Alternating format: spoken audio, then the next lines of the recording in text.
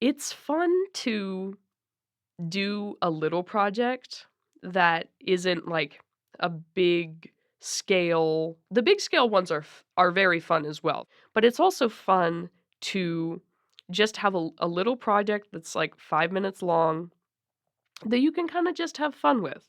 And I appreciate the fact that I've gotten to do various different kinds of stories here.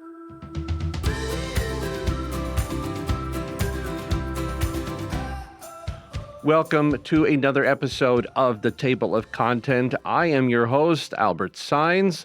Here we talk about everything. We are One Body Audio Theater. So glad to have you for another episode. And today we have the extreme pleasure of being joined by one of our voice actor volunteers, Lillian Kenyon. Lillian, thanks so much for being here. How are you? I'm doing well. Thank you for having me here. Oh, it's great. It's great to have you. I like talking to our volunteers because it's an opportunity for me to learn more about them and also for any of our audience members to learn more about them. As per usual, when I talk to a volunteer, I like to get a little bit of sort of a background on the person for the sake of our audience so that they can learn a little bit more about who Lillian is. So, can you summarize a little bit about your life, who you are, where you're going, what you're doing, just so we can have that background? Yeah, of course. So, my father was in the military until about 9 years ago. So, we moved around a bit, but we moved up here to Pennsylvania in 2016, 2017. And I had done musical theater since before that. I think I did my first show at 5 years old. I continued with it, and so it was really exciting to come here and hear about an opportunity for a little bit different side of acting, vocal acting. So I continued with musical theater. I still do it, and music in general. I'm a big singer. I'm actually going to be going to Indiana University of Pennsylvania in the fall for vocal performance, BFA. And so that's just been a big part of my life. Music, acting, all things artsy, performancy. It's something that I'm really passionate about, and apparently I'm fairly good at it too. Apparently so. Apparently so. I'm curious though. People have their interests. People like arts. People like science. People like medicine. When in the thing that they like to do in their life. But normally there's sort of a deeper part to it. There's something that sort of drives it. There's something that motivates that love, that passion. Why are you so inclined to be uh, following music, acting, theater, arts? What is it that you love about it? Yeah. I think that the very heart of it goes back to my faith, my belief in God. I believe that God really has endowed me with certain talents and gifts, and that it's my responsibility to use those to His glory. For me, I sing a lot at church. We do mainly hymns. I'm part of the choir there. I do preludes sometimes. I actually am the director of the children's choir there right now. So that's a big thing. Also, they my family was also very involved in musical theater. They're the reason why I love it so much. And so there's a bit of connection there whenever we get together. There's always singing involved. Um we've done shows together. We do ensembles sometimes for church, and there's that community aspect as well as my own personal faith. There's my family and their relationship with each other and their relationship with God, my community with my church and my theater group, which is Christian based. That, again, community with each other, community with God. Music is such a wonderful way to connect with other people, and storytelling in general, plays, musicals, you know, audio stories. They're all ways that we connect with each other. And so I think it's such a wonderful way to learn more about another person, be able to share our gifts and talents, and be able to use that all to glorify God. Would you say that that aspect of community, because you said that a lot, you talked about Mhm. all the different aspects of the community, of using your gifts and talents that God has given you and bringing it to community. Would you say that that is very, very important from the standpoint of my life needs to be representative of the fact that I serve the people? Because you said God gave me these talents, I need to glorify God using them, right? And it would be very easy to sort of fall into a place where I do this, I do this, Mm, I do mhm. this, right? Me. But you said community so much, so I'm inclined to think that you do it not just for you, even though you love it and that's good, but that you do it also for others. Yes, I would say that, especially since there are rather few instances where you can really do things all on your own, right? So, for instance, even if I'm doing a solo at church, I have an accompanist. Currently, my main accompanist is my boyfriend. He's very talented. And there's the people who are recording it, so it can be sent out to the people that can't make it to church either that week or are shut ins and can't make it to church in general. There's all of the people listening who are able to give a bit of purpose to it.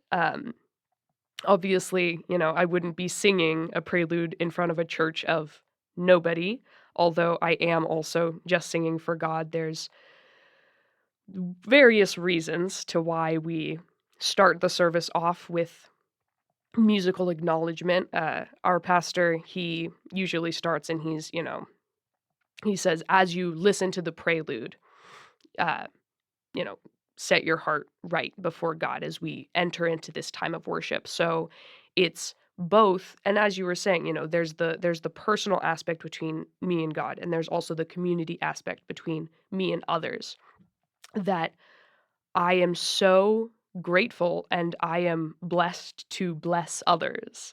Uh, but in other circumstances, musicals, plays, most, audio theater productions, there's other actors, there's the people who you may never see, but are behind the scenes doing all of the stage managing or the editing or all of these processes that nothing we do is truly we do it alone, and we don't usually do it only for ourselves either.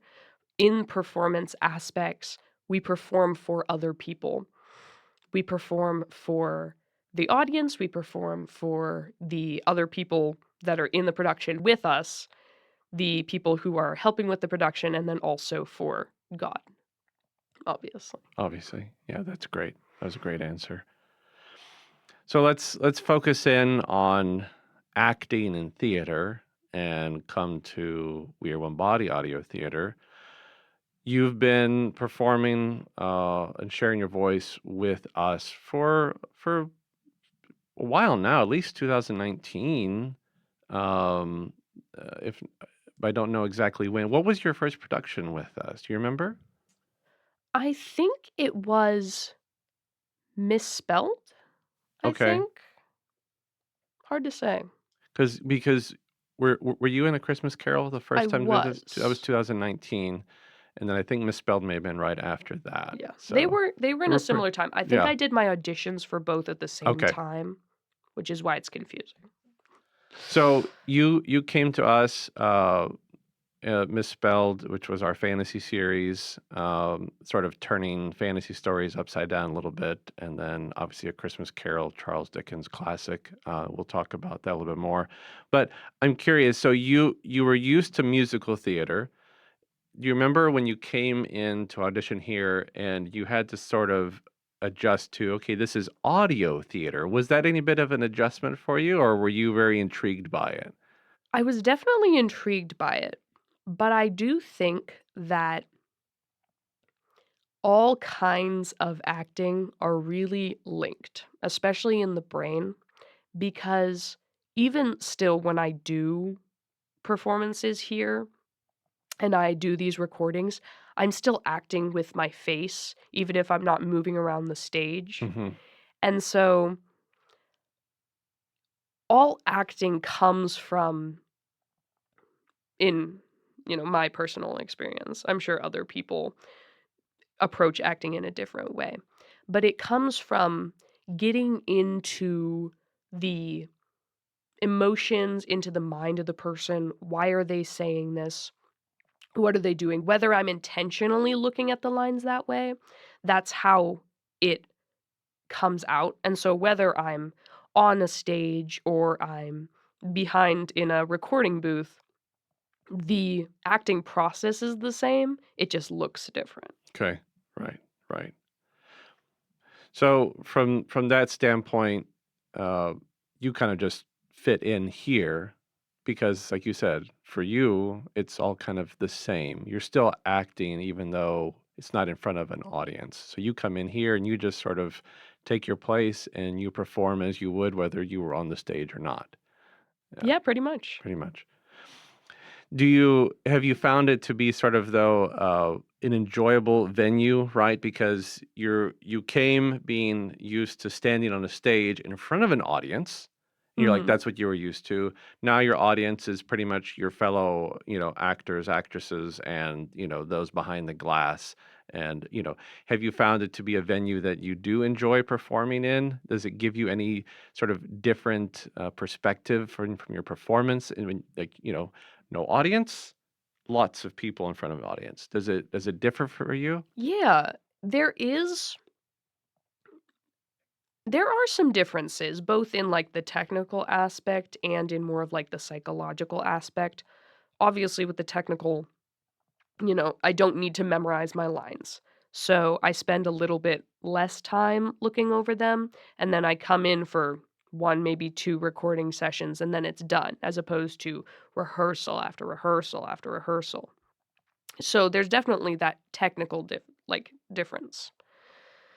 On the other side, it is kind of interesting. Sometimes it is a little harder to get into the character because of that, but there's something really cool about getting to just think about your vocal intonations and making sure that you're being very specific with those.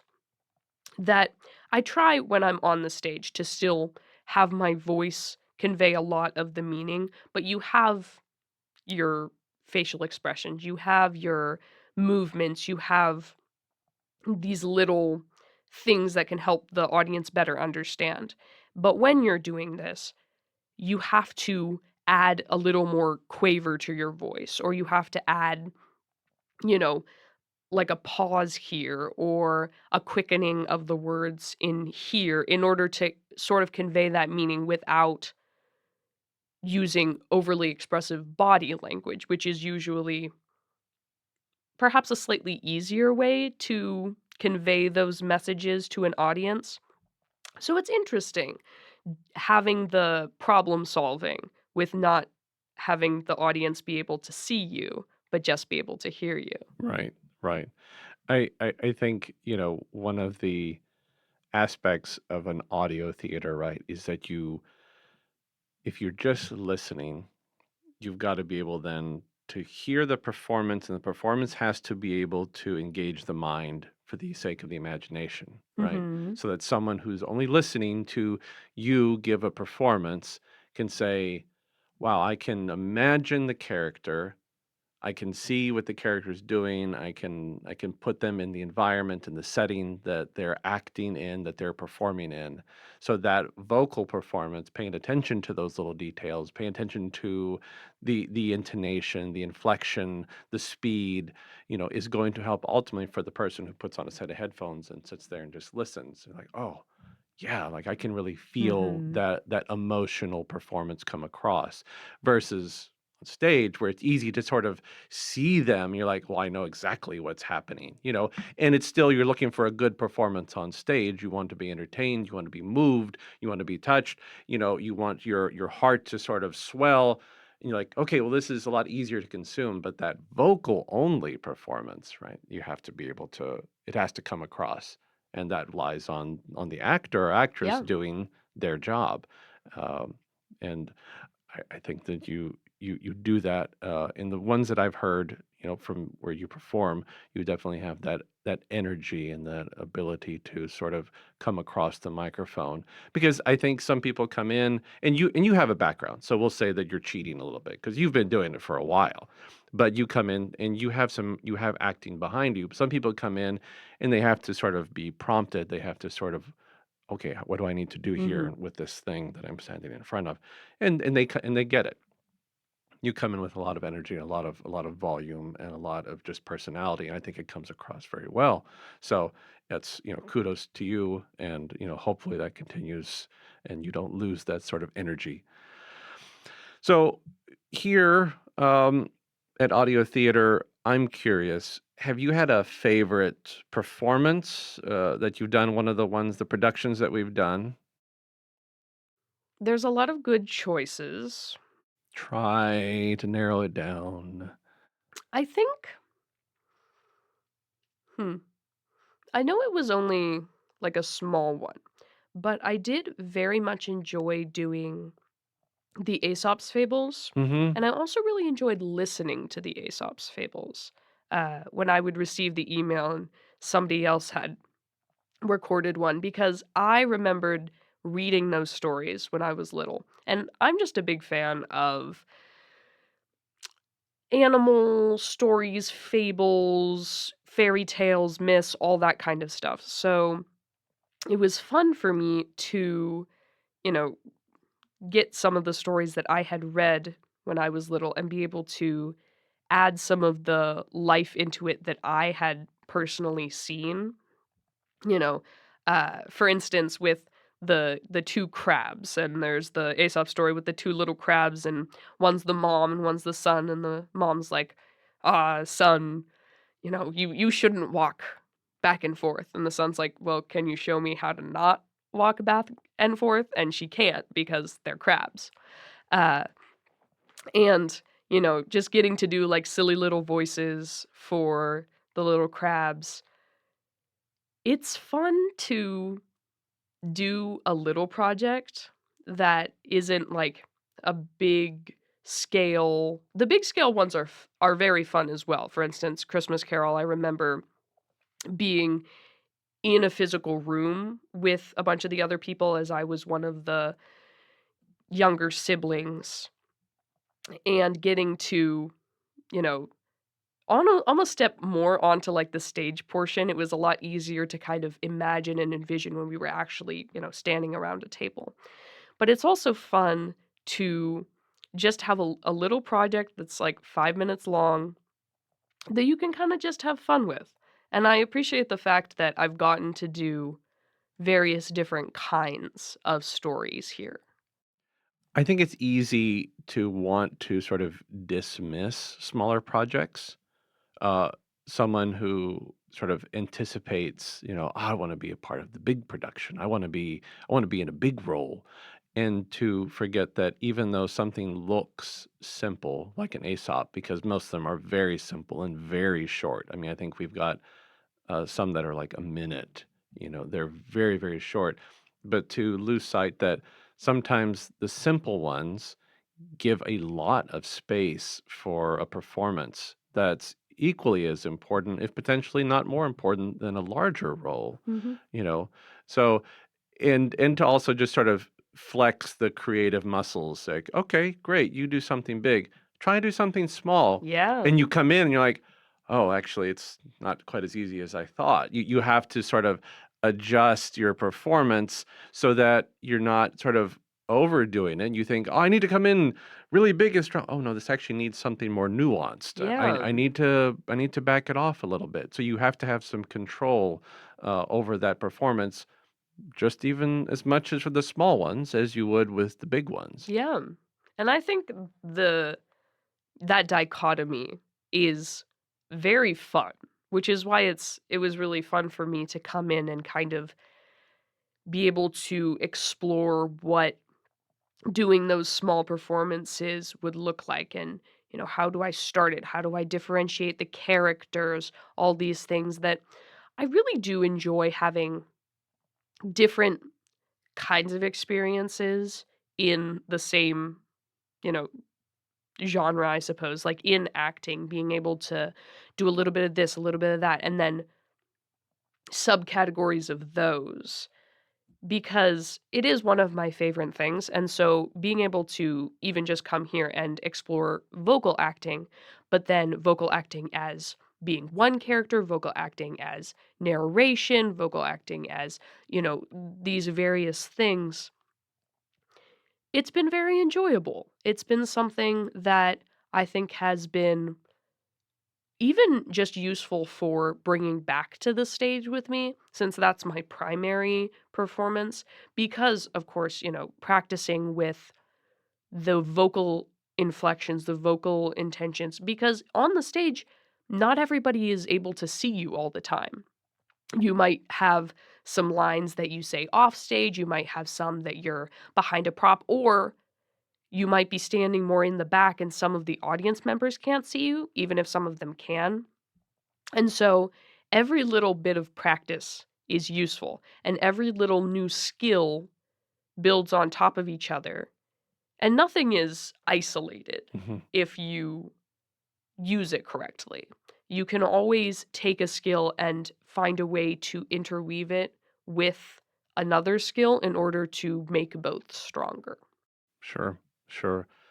And I think that's a great sort of mental note for anyone sort of in any profession, in any creative endeavor, right? Is that your everything helps the next project. You Mhm. know, this thing I learned 5 years ago, I'm still using today. The thing I just learned last week is helping me on this next project that I do. And to not sort of dismiss all the things that you've learned, because if we just dismiss all the things we learned, then we're probably going to stumble a bit more, or we're going to fail more versus I became a stronger actor. I became a stronger doctor. I became a stronger engineer because I've learned through all the time that has passed, all the places where I made a mistake or there's something that someone else taught me, because we learn from the people around us as well. And it makes us better and better as we go forward and being willing to sort of say, okay, this is constantly a learning game.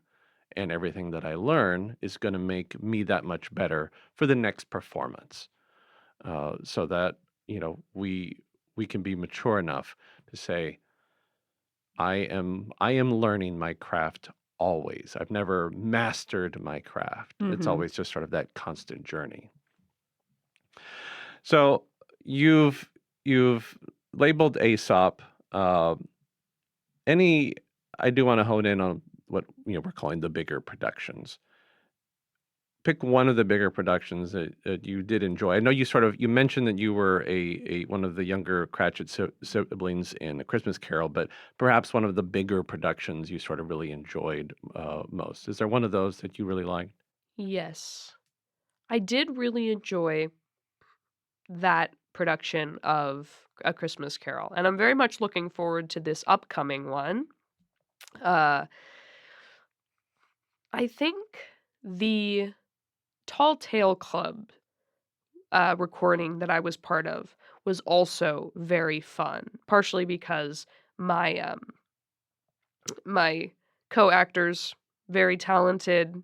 One of them I had actually been in a few shows with before in my current theater troupe. She had graduated, but I continued along with it, so it was fun seeing her again. But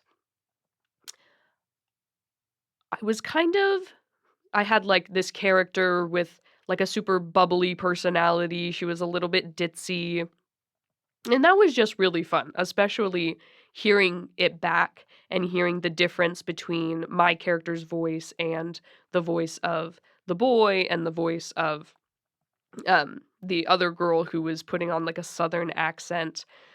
I thought it honestly sounded fairly good. You could definitely tell each character apart very clearly, and I thought it added a lot to the character. And so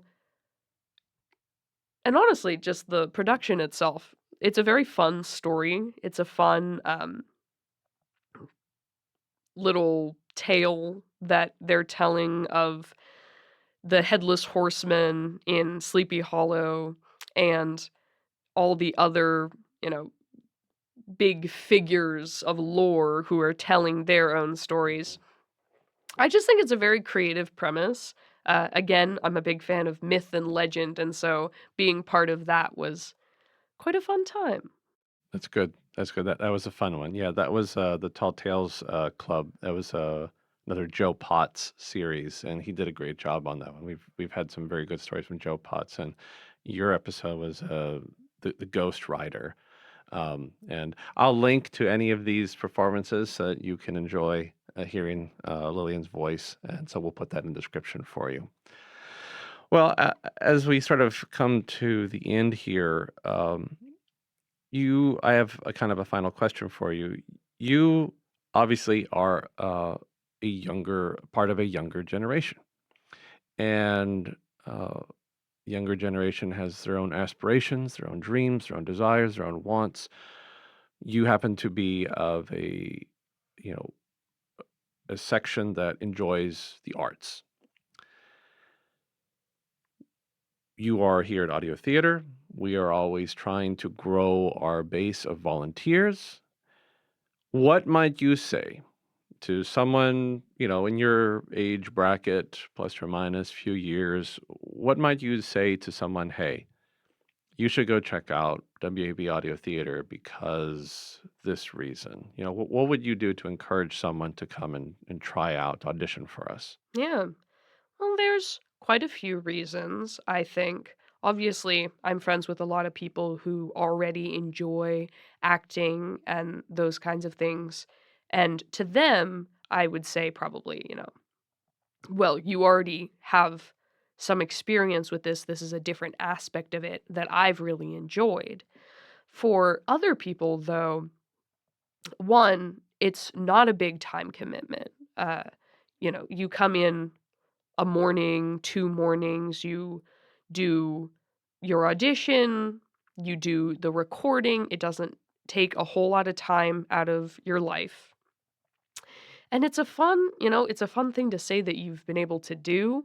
And as we were talking previously, nothing you do is isolated to itself. Being able to get behind a microphone, practice acting, practice getting into a different character, practice speaking in front of other people, even if it's only, the couple of other actors in the room and the people behind the glass.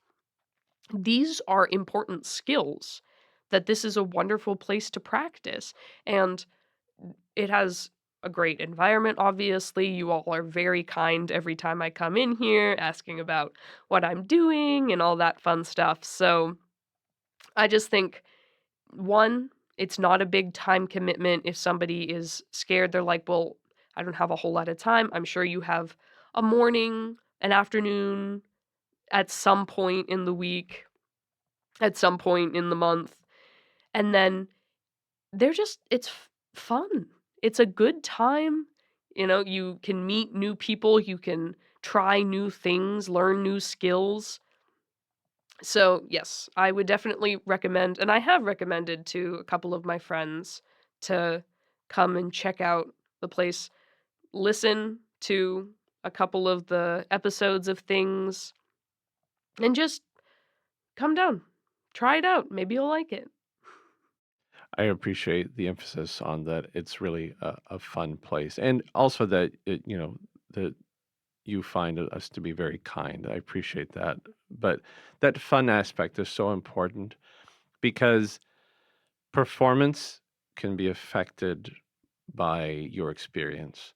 If you're not having fun, it's probably going to come out in your performance. But if you can come and you can say, "Well, I'm having a lot of fun," right? you can carry that into the recording room, and you can hear that it will come out in the voice, like, wow, they really did a good job. Well, they were having a lot of fun, you know, and we try really hard. I mean, sometimes we'll make the comments from behind the glass. Everyone has a good laugh, and we're talking to the actors and trying to make them feel comfortable. But fun is so important for us, and I'm so glad that your experience of us is fun, and that you're not coming in saying, "Oh, so boring." So thank you. Well, Len, we have to wrap up, but really, I've enjoyed talking with you. I'm sure that we could probably carry on the conversation a bit longer, but thanks for your insights. Thanks for sort of sharing how you view audio theater, how you look at performance. It's really a very good insight, and I think that our audience will enjoy hearing from you as well. So, thank you so much for taking some time out to be here. Thank you. Thank you for letting me be here. So welcome. Ladies and gentlemen, we have been talking with Lillian Kenyon, one of our volunteer voice actors. I will put a link to performances that she has mentioned in the description so that you can go back and listen or watch those. I invite you to consider yourself being a part of audio theater. If you're in the greater Latrobe area, we would love to have you come on by, drop by, see what we're doing, audition for an upcoming production, because there are lots of them. You heard Lillian mention that, she's looking forward to this next production of A Christmas Carol. So we are already planning ahead for many productions that are in the pipeline. So thank you always for joining us for this episode. We hope you will tune in to the next episode where we will continue to talk about all things WAOB Audio Theater. Until the next time, be good, stay safe. Peace.